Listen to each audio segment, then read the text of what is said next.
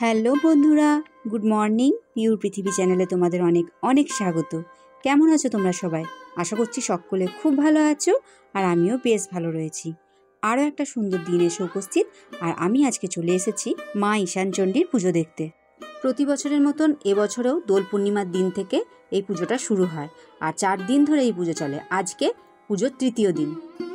আজ এখানে না খুব বড় করে হোমযজ্ঞ হয়, আর বহু দূর থেকে দর্শনার্থীরা এই হোম দেখবার জন্য আসেন। আমিও কিন্তু হোম দেখব বলেই এসেছি। যদি ভাগ্যে থাকে তাহলে অবশ্যই দেখতে পাবো। তো চলো বন্ধুরা, মন্দিরের ভেতর দিকে যাই। আটচালার মাঝখানেই রয়েছে খুব সুন্দর করে সাজানো একটা তুলসী মঞ্চ। তুলসী মঞ্চটাকে ঘিরে রেখেছে রাধাকৃষ্ণ আর গৌরনিতাই মহাপ্রভু। আটচালা থেকে মন্দিরের উপরে যাওয়ার জন্য রয়েছে বেশ কয়েকটা সিঁড়ি, তবে সিঁড়িগুলো আর দেখা যাচ্ছে না, এত মানুষের ভিড়। বাড়ির মেয়ে বউরাও ওইখানেই ভিড় করে দাঁড়িয়ে রয়েছে, আর দেখে বোঝাই যাচ্ছে যে ওইখানেই কিন্তু হোমযজ্ঞটা হচ্ছে। এত ভিড় না যে সামনে যাওয়াই যাচ্ছিল না। আর দেখতে পেয়েছো হোমের ধোঁয়াটা কেমন উঠছে। তাও অনেক কষ্টে ভিড় ঠেলে ঠাকুর দর্শন করার জন্য মন্দিরের সামনে চলে এলাম।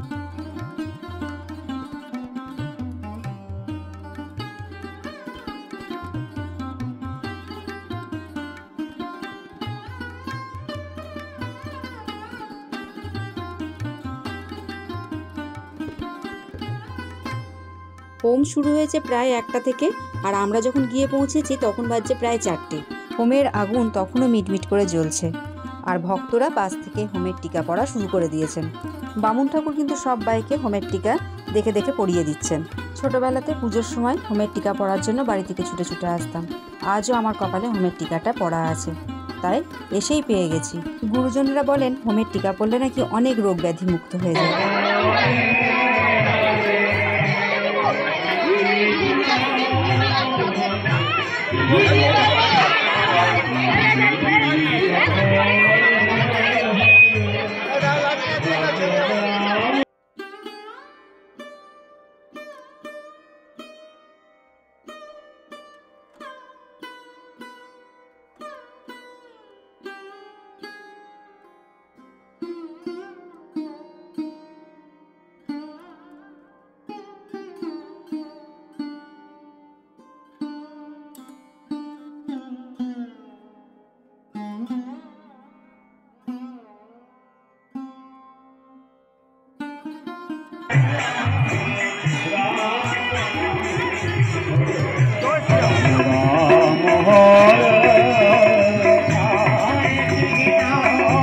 মন্দিরের সামনে এত ভিড় ঠাকুর দর্শন করার জন্য যে ওখানে দাঁড়িয়ে থাকা যাচ্ছিল না, তাই প্রণাম করে আমি ওখান থেকে বেরিয়ে চলে এলাম। আর তারপরেই আমার এক বান্ধবীর সাথে দেখা হয়ে যায়, অনেক পুরনো দিনের বান্ধবী। অনেক দিন পর দেখা হয়েছে তো, তাই মন খুলে বেশ গল্প করে নিলাম। আর তোমাদের দাদা কিন্তু সমানে বলছে, যতই গল্প করো না কেন তোমাদের গল্প আজ আর শেষ হবে না। আমাকে বলছে বান্ধবীকে পেয়ে আর গল্প শেষ হচ্ছে না, আর নিজে দেখো বন্ধুকে সঙ্গে করে নিয়েই ঘুরে বেড়াচ্ছে। এটা হচ্ছে তোমাদের দাদার বন্ধু সুকান্ত দা।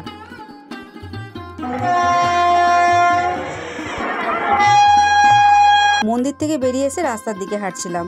ওখানটা ভীষণ গরম তো, তাই জল তেষ্টা পেয়ে গেছিল, তাই ভাবলাম একটু কোল্ড ড্রিঙ্কস কিনে নিই।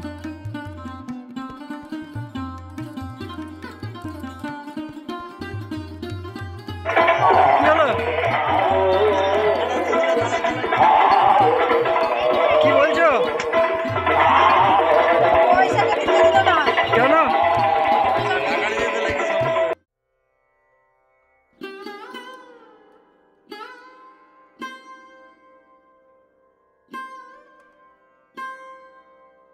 ওখানে না গরম বাদাম ভাজা বিক্রি করছিল, একদম সামনে তোমার বাদামটা ভেজে দিচ্ছিল, দিয়ে বিক্রি করছিল।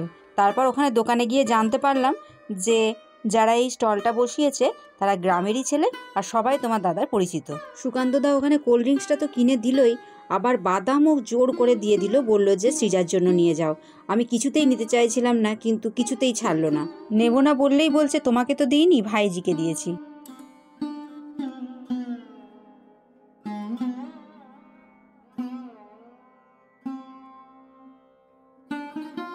তারপর ওখান থেকে আমরা সোজা চলে আসি যে মাঠে খাওয়ানো হচ্ছিল ঠাকুরের ভোগ সেখানে। তো তখন বাজছে বিকেল 4:30 5টা, আর তখনও কিন্তু ভোগ খাওয়ানো চলছে। এখানে 4 দিন ধরেই ভোগ খাওয়ানো হয়। প্রথম দুদিন হয় ভাত আর শেষের দুদিন হয় খিচুড়ি। তো আজকে তো তৃতীয় দিন, খিচুড়ির দিন। শুনলাম কালকে নাকি সব থেকে বেশি লোক খাবে। সকাল 12টা থেকে শুরু হবে, রাত্রি পর্যন্ত চলবে।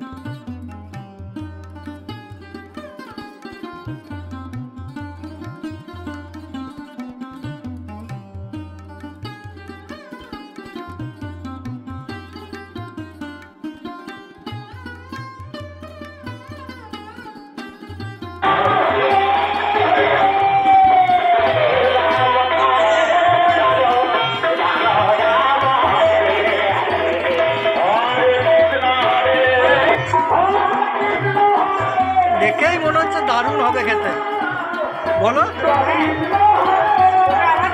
হ্যাঁ,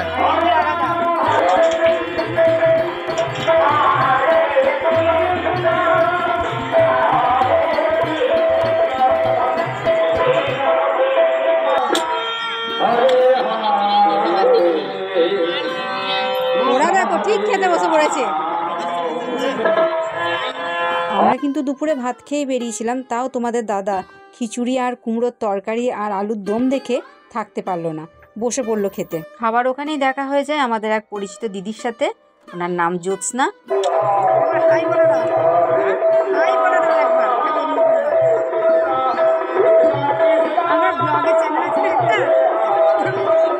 তোমাদের দাদার বেলায় তো খুব জ্ঞান মারলাম, কিন্তু আমি নিজেও সত্যি করে থাকতে আর পারলাম না, বসে পড়লাম খিচুড়ি খেতে। বেশ ভালো লাগছিল।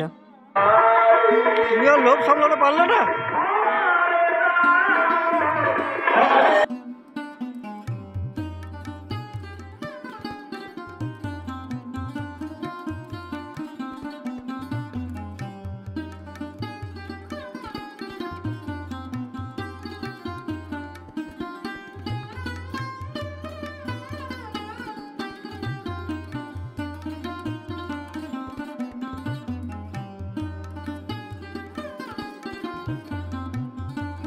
খাওয়া দাওয়া শেষ করে পাতাটা ওই দূরেতে একটা ট্রাক্টর ছিল, তার মধ্যে ফেলে দিয়ে এলাম।